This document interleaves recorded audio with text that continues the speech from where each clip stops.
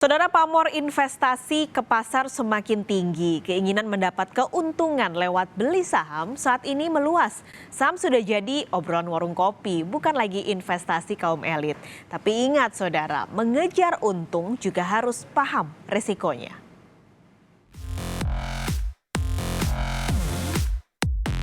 Minat sih saya, soalnya saham itu kan buat lebih ke investasi jangka panjang buat nanti kehidupan pada saat saya berkeluarga atau saya yang lain. Ya minat, kalau bisa menghasilkan keuntungan. Untuk saat ini saya sepertinya minat ya karena ngelihat pemain-pemain saham yang lain.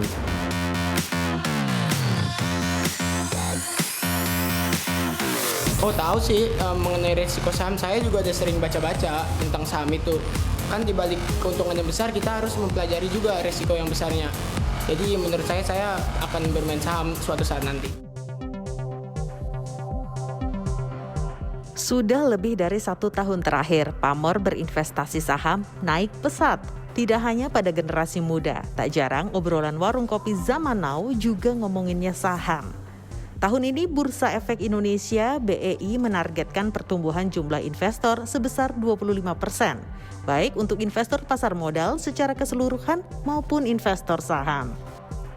Pada tahun lalu, total investor pasar modal meningkat 56% secara tahunan menjadi 3,88 juta. Sedangkan investor pasar saham melesat sampai 53% menjadi 1,7 juta orang. Sayangnya, fenomena spektakuler ini juga diiringi oleh peniup isu pada saham-saham pom-pom. Tak ada angin, tak ada hujan, tiba-tiba sebuah saham naik tanpa dasar.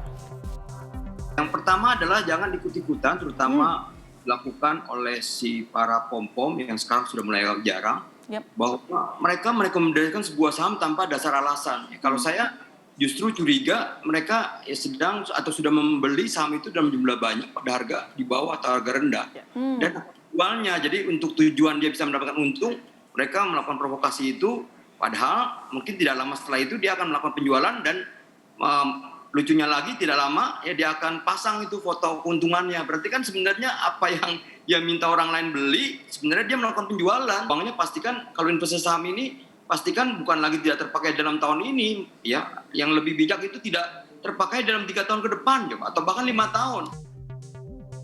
Fenomena lain yang menarik juga adalah ketika bursa naik atau bullish. Banyak investor yang gelap mata mengambil risiko, ujung-ujungnya memakai utang alias pinjaman.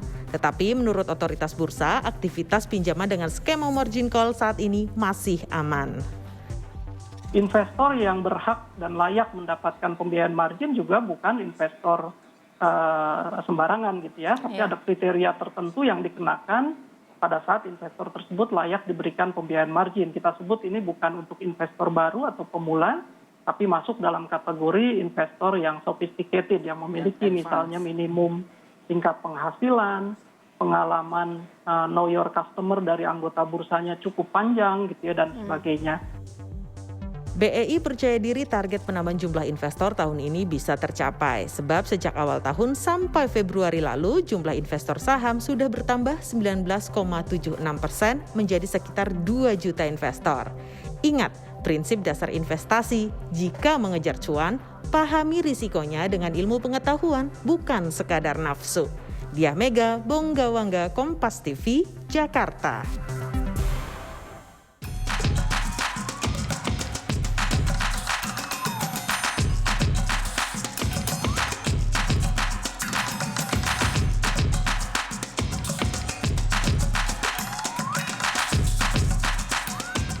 Kini kita akan langsung pantau bagaimana pembukaan bursa saham di pagi hari ini. Saudara, untuk 9 menit setelah pukul 9 saat ini masih merah. Memang beberapa analis mengatakan atau memproyeksi bahwa pelemahan IHSG masih akan berlanjut pada hari ini.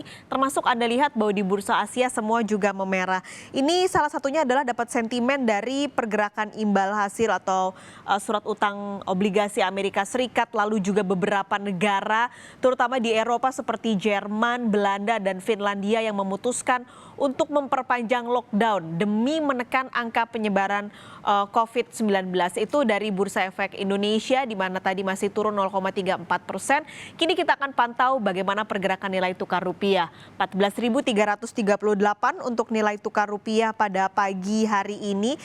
Sentimennya masih dari Amerika Serikat, Saudara, kalau nilai tukar rupiah. Jadi pasar ini mencermati dari testimoni atau pernyataan terakhir Gubernur Federal Reserve Jerome Powell soal Bank Sentral Amerika Serikat sikapnya yang masih akan menerapkan kebijakan moneter longgar. Ini masih terus memengaruhi pergerakan nilai tukar rupiah terhadap dolar saat ini.